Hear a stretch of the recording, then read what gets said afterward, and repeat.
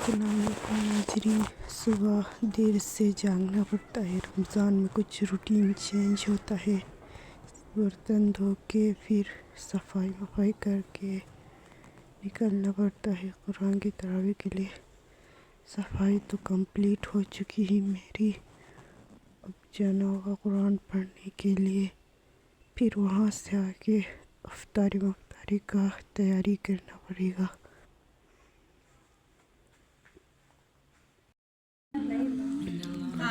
إن الله لا يستحي أن يضرب مثلا ما بعوضة فما فوقها فأما الذين آمنوا فيعلمون أنه الحق من ربهم وأما الذين كفروا فيقولون ماذا أراد الله بهذا مثلا يضل به كثيرا ويهدي من به كثيرا وما يضل به إلا الفاسقين الذين ينقضون عهد الله من بعد ميثاقه ويقطعون ما أمر الله به أن يوصل ويفسدون في الأرض أولئك هم الخاسرون. كيف تكفرون بالله ما كنتم أمواتا فأحياكم ثم يميتكم ثم يحييكم ثم إليه ترجعون. والذي خلق لكم ما في الأرض جميعا ثم استوى إلى السماء فسواهن سبع سماوات وهو بكل شيء عليم. وإذ قال ربك للملائكة إني جاعل في الأرض خليفة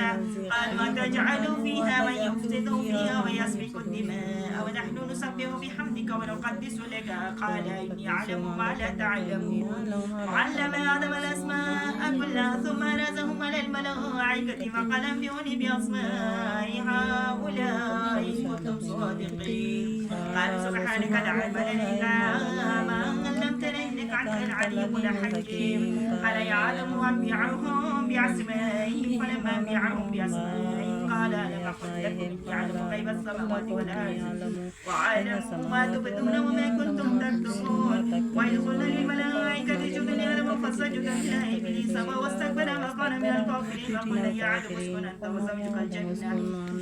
وكلا منها رغدا حيث شئتما ولا تقربا هذه الشجرة فتكونا من الظالمين. وأزلهما الشيطان عنها فأخرجهما مما كان فيه وقلنا اهبطوا بعضكم لبعض عدو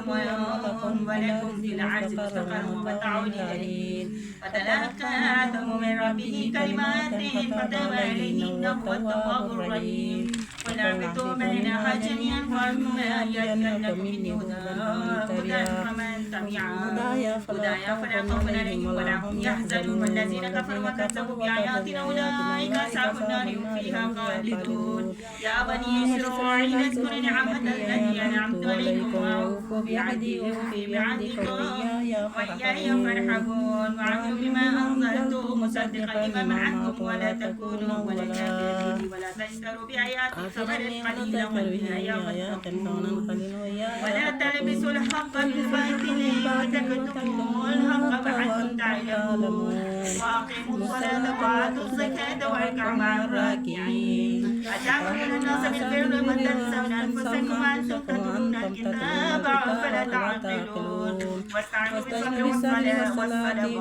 وإنها لكبيرة إلا على الخاشعين الذين يظنون أنهم ملاقو ربهم وأنهم إليه راجعون. يا بني إسرائيل اذكروا نعمة التي أنعمت عليكم وعني فضلتكم على العالمين.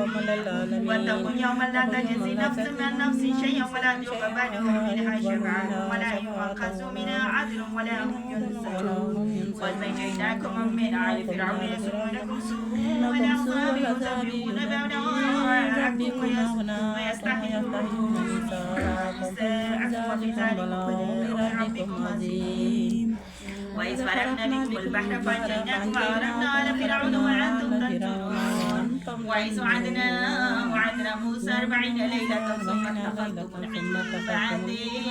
وأنتم ظالمون. ثم عفونا عنكم من بعد ذلك لعلكم تشكرون. وآتينا موسى الكتاب والفرقان لعلكم تهتدون. وإذ قال موسى لقومه يا قوم إنكم ظلمتم أنفسكم باتخاذكم العجل فتوبوا إلى بارئكم فاقتلوا أنفسكم ذلكم خير لكم عند بارئكم فتاب عليكم إنه هو التواب الرحيم.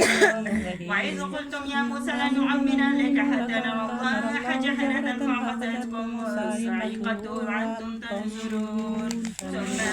بعثناكم من بعد موتكم لعلكم تشكرون وزللنا عليكم الغمام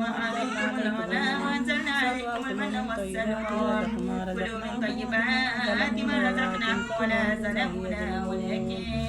كانوا أنفسهم يظلمون وإذا قلنا ادخلوا هذه القرية فكلوا منها حيث فكلوا منها حيث شئتم رغدا وادخلوا الباب سجدا وقولوا حطة نغفر لكم خطاياكم وسنزيد المحسنين فبدل الذين ظلموا قولا غير الذي قيل لهم أنزل من السماء بما كانوا يفسقون وإذ استسقى فبدل الذين ظلموا قولا غير الذي قيل لهم فأنزلنا على الذين ظلموا رجزا من السماء بما كانوا يفسقون وإذ استسقى موسى لقومه فقلنا اضرب بعصاك الحجر فانفجرت منه 12 عينا قد علم كل ناس مشربهم كلوا واشربوا من رزق الله ولا تعثوا في الأرض مفسدين وإذ قلتم يا موسى لن نصبر على طعام واحد فادع لنا ربك يخرج لنا مما تنبت الأرض من بقلها وقصائها وفومها وعدسها وبصلها قال تستبدلون الذي هو أدنى بالذي هو خير وهبتم مصرا فإن لكم ما سألتم وضربت عليهم الذلة والمسكنة وباءوا بغضب من الله ذلك بأنهم كانوا يكفرون بآيات الله ويقتلون النبيين بغير الحق ذلك بما سوى كانوا يعتدون إن الذين آمنوا والذين حادوا والنصارى والسابعين من آمن بالله واليوم الآخر وعمل صالحا فلهم عند ربهم ولا خوف عليهم ولا هم يحزنون وإذا أخذنا ميثاقكم ورفعنا فوقكم الطور خذوا ما آتيناكم بقوة واذكروا ما فيه لعلكم تتقون ثم توليتم من بعد ذلك فلولا فضل الله عليكم ورحمته لكنتم من الخاسرين ولقد علمتم الذين اعتدوا منكم من السبت فقلنا لهم كونوا قردة خاسعين فجعلناها نكالا لما بين يديها وما خلفها وموعظة للمتقين وإذ قال موسى لقومه إن الله يأمركم أن تذبحوا بقرة قالوا أتتخذنا خصوما قال أعوذ بالله أن أكون من الجاهلين قالوا ادع لنا ربك يبين لنا ما هي قال إنه يقول إنها بقرة لا فارز ولا بكر عوام بين ذلك فافعلوا ما تؤمرون قالوا ادع لنا ربك يبين لنا ما لونها قال إنه يقول إنها بقرة صفراء فاقع لونها تسر الناظرين قالوا ادع لنا ربك يبين لنا ما هي إن البقرة تشابه علينا وإنا إن شاء الله لمهتدون قال إنه يقول إنها بقرة لا ذلول تثير الأرض ولا تسقي الحرث مسلمة لا شية فيها قالوا أنا جئت بالحق فذبحوها وما كادوا يفعلون وإذ قتلتم نفسا فادارأتم فيها والله مخرج ما كنتم تكتمون فقلنا اضربوه ببعضها كذلك يحيي الله الموتى ويريكم آياته لعلكم تعقلون ثم قسات قلوبكم من بعد ذلك فهي كالحجارة وأشد قسوة وإن من الحجارة لما يتفجر منه الأنهار وإن منها لما يشقق فيخرج منه الماء وإن منها لما يهبط من خشية الله وما الله بغافل عما تعملون أفتطمعون أن يؤمنوا لكم وقد كان فريق منهم يسمعون كلام الله ثم يحرفونه من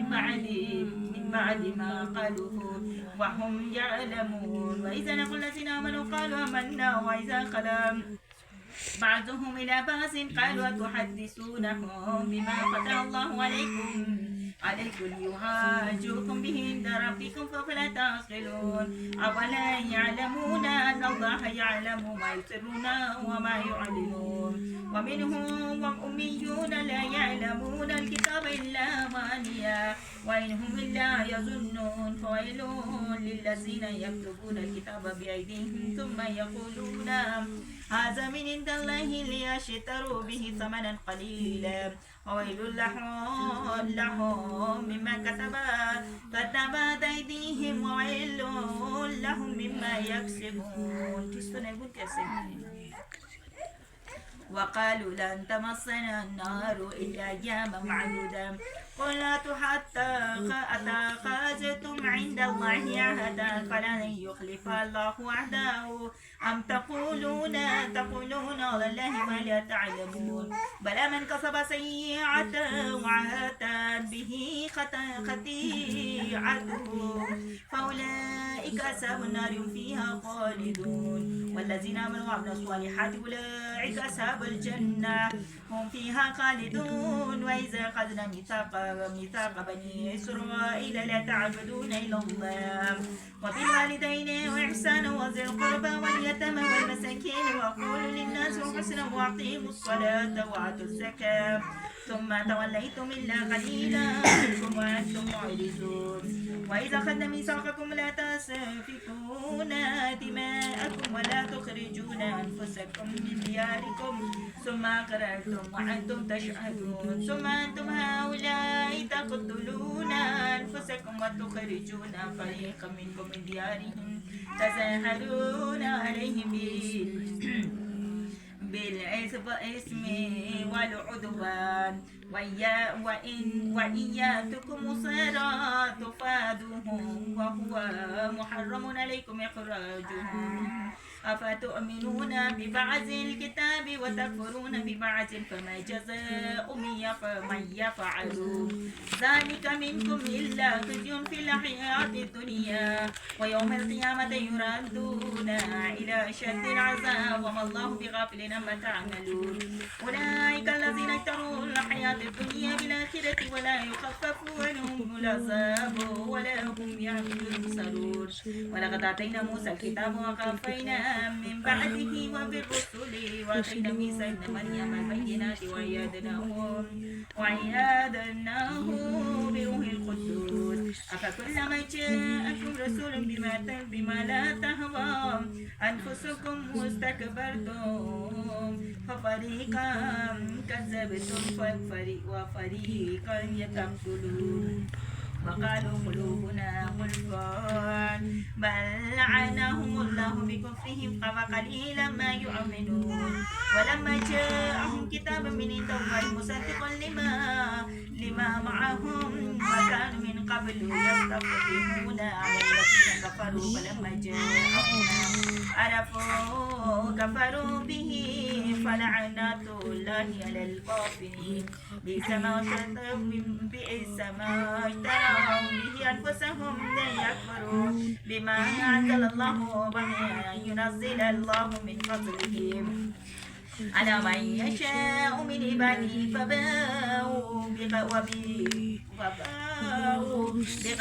على غضب وللكافرين عذاب مهين وإذا قيل لهم آمنوا بما أنزل الله قالوا أنؤمن بما أنزل علينا ويكفرون بما وراءه وهو الحق مصدقا لما معهم قل فلما تقتلون أنبياء الله من قبل كنتم مؤمنين ولقد جاءكم موسى بالبينات ثم اتخذتم العجل من بعده وأنتم ظالمون وإذا أخذنا ميثاقكم ورفعنا فوقكم الطور خذوا ما آتيناكم بقوة واسمعوا قالوا سمعنا وعصينا وأشربوا في قلوبهم العجل بكفرهم قل بئس ما يأمركم به إيمانكم إن كنتم مؤمنين قل إن كان هذا لكم الدار الآخرة عند الله خالصة من دون الناس فتمنوا الموت إن كنتم صادقين ولن يتمنوه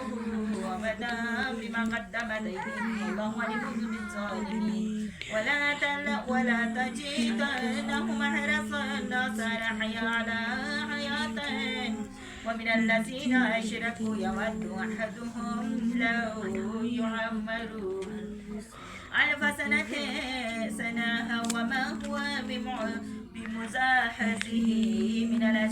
من العذاب أن يعمر والله بصير بما يعملون قل من كان عدوا لجبريل فإنه نزله على قلبك بإذن الله مصدقا لما بين يديه وهدى وبشرى للمؤمنين من كان عدوا لله وملائكته ورسله وجبريل وميكائيل فإن الله عدو للكافرين ولقد أنزلنا إليك آيات بينات وما يكفر بها إلا الفاسقون أو كلما عدا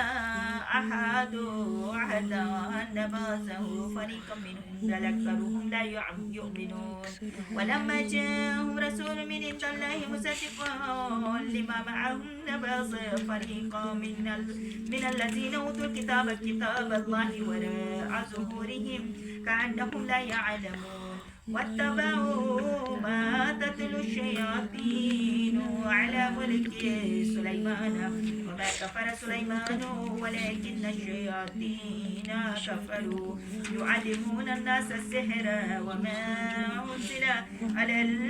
الملكين ببابل هاروت وماروت وما يعلمان من أحد حتى يقولا إنما نحن فتنة فلا تكفر ويتعلمون منها ما يفرقون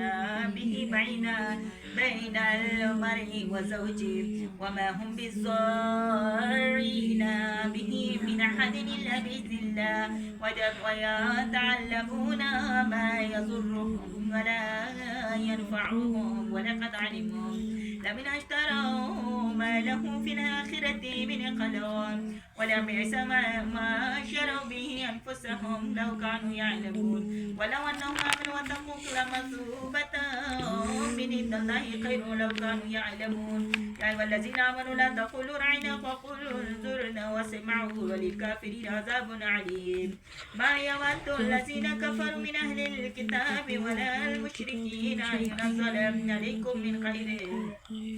من ربكم الله يختص برحمته من يشاء والله ذو الفضل العظيم ما ننسى من آياتنا وننسيها نأتي بخير منها ومثلها ألم تعلم أن الله على كل شيء قدير ألم تعلم أن الله له ملك السماوات والأرض وما لكم من دون الله من ولي ولا نصير أم تريدون أن تسألوا رسولكم كما سئل موسى من قبل ومن يتبدل الكفر بالإيمان فقد ضل سواء السبيل ود كثير من أهل الكتاب لو يردونكم من بعد إيمانكم كفارا حسدا من عند أنفسهم من بعد ما تبين لهم الحق فاعفوا واصفحوا حتى يأتي الله بأمره إن الله على كل شيء قدير وأقيموا الصلاة وآتوا الزكاة وما تقدموا لأنفسكم من خير تجدوه عند الله إن الله بما تعملون بصير وقالوا لن يدخل الجنة إلا من كان هدى أو نصارى تلك ليوم ولا هاتوا برهانكم إن كنتم صادقين ولا من أسلم وجهه لله وهو محسن فله أجره عند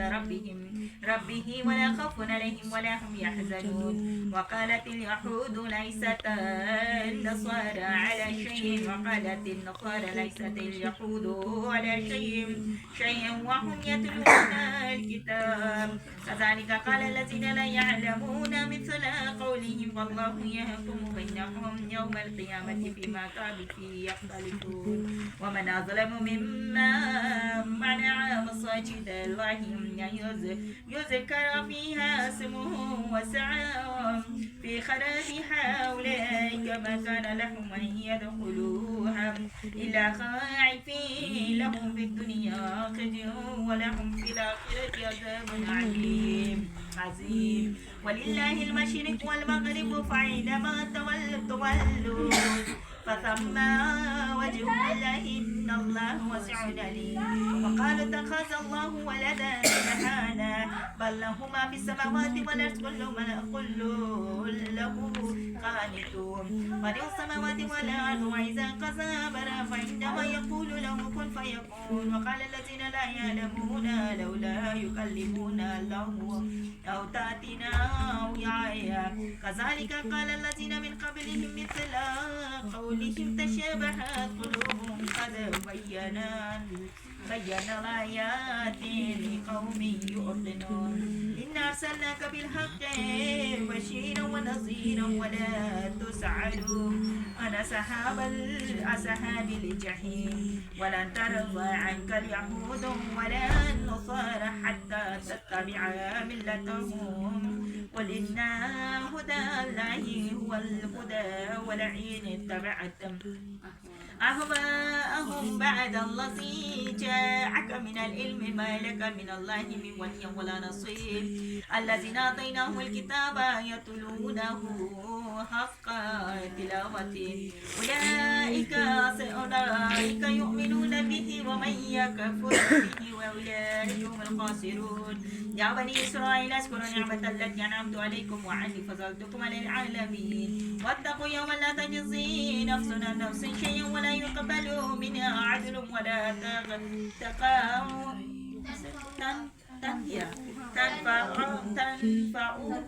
تنفعها شفاعة ولا هم ينصرون وإذ ابتلى إبراهيم ربه بكلمات فأتمهن قال إني جاعلكم للناس إماما قال ومن ذريتي قال لا ينال عهد الظالمين واجعل البيت مثابة للناس وأمنا واتخذوا من مقام إبراهيم مصلى وعهدنا إلى إبراهيم وإسماعيل أن طهر بيتي للطائفين والعاكفين والركع السجود وإذ قال إبراهيم ربي اجعل هذا بلدا آمنا وارزق أهله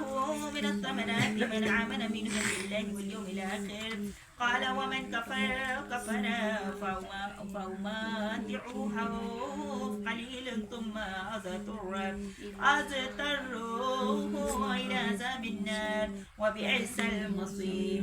وإذ يرفع إبراهيم القواعد من البيت وإسماعيل ربنا تقبل منا إنك أنت السميع العليم ربنا واجعلنا مسلمين لك من ذريتنا أمة مسلمة لك وارنا مناسكنا وتب علينا إنك أنت التواب الرحيم ربنا وبعث فيهم رسولا منهم يتلو عليهم آياتك ويعلمهم الكتاب والحكمة ويزكيهم إنك أنت العزيز الحكيم ومن يرغب عن ملة إبراهيم إلا من سفيح نفسه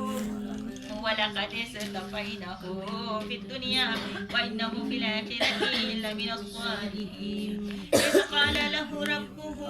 أسلم قال أسلمت لرب العالمين وسبح إبراهيم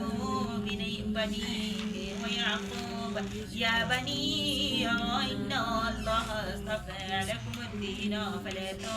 تموتن إلا وأنتم مسلمون أم كنتم شهداء إذا حضر يعقوب الموت إذ قال لبنيه ما تعبدون من بعدي قالوا نعبد إلهك وإله آبائك إبراهيم وإسماعيل وإسحاق إله واحد ونحن له مسلمون تلك أمة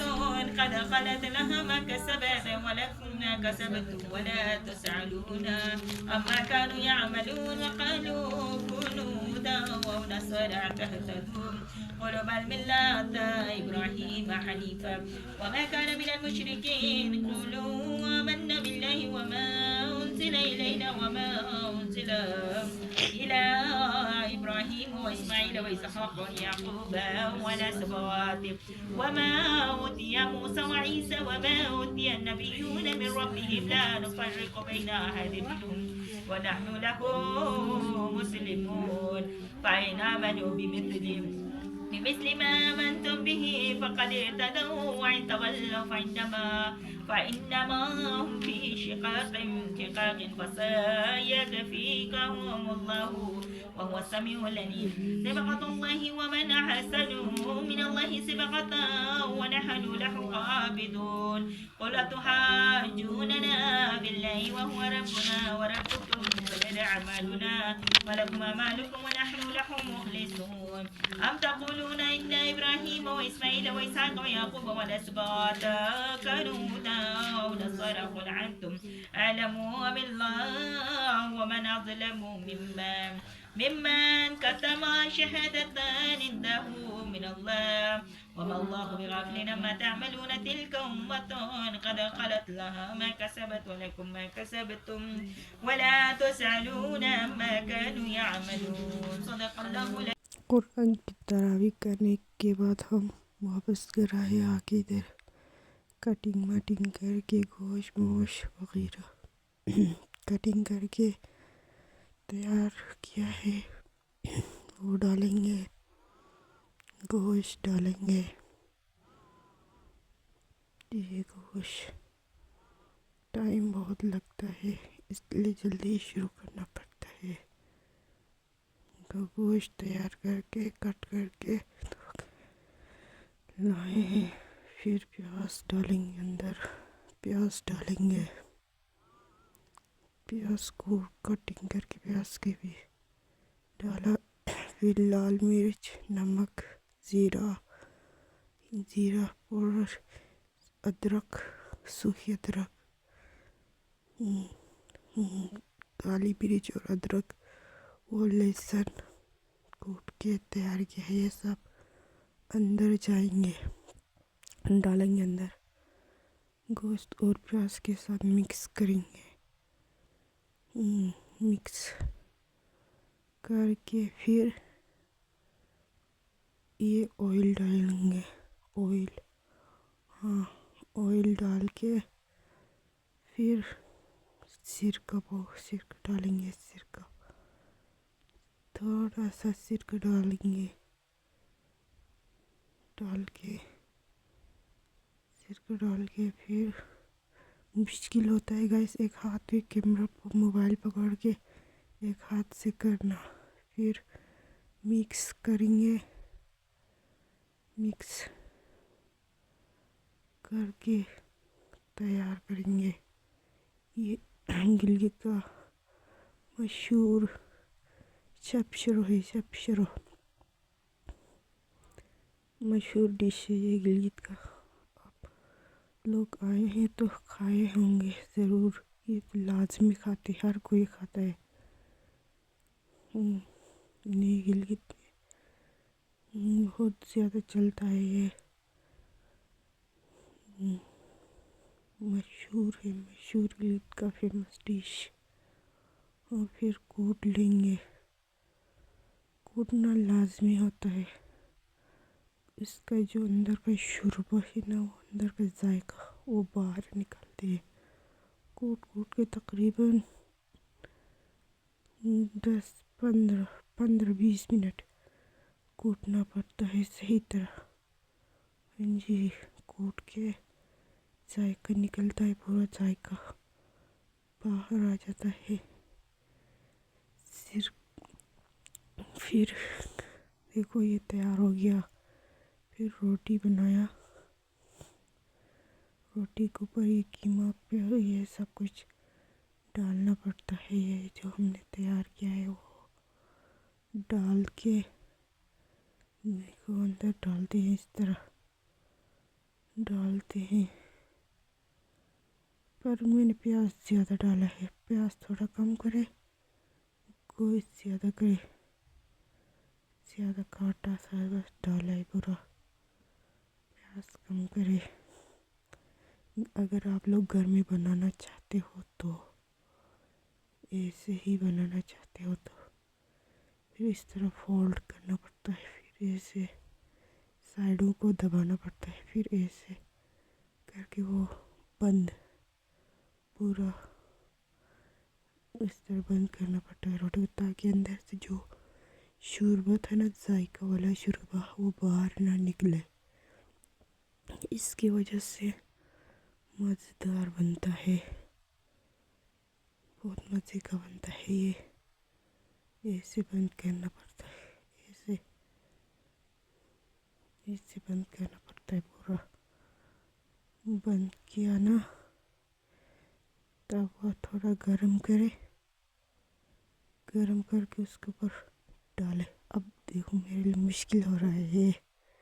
डालना मुश्किल हो रहा है, एक हाथ में मोबाइल है, पर मैं डालूँगी, किसी भी तरीके से डालूँगी। देखो अब डाला, फिर तवे के ऊपर ये रखूँगी, ऐसे रख लिया तवे पर गरम। हल्की आंच पर पकाना है, ठीक है, हल्की आंच पर, तेज आंच पर नहीं। अगर तेज आंच पर पक जाएगा तो अंदर गोश्त कच्चा रह जाएगा। हल्की आंच पर पका लो, गोश्त पकता है। बास लोग ऐसा भी करते हैं, गोश्त ना पहले इसको गलाते हैं थोड़ा। हल्का इस ब्लॉग को एंड करते हूँ, शुक्रिया। यही रूटीन होता है बस हमारा रमज़ान, इसी तरीके से बनाते पर हल्का कुक करते।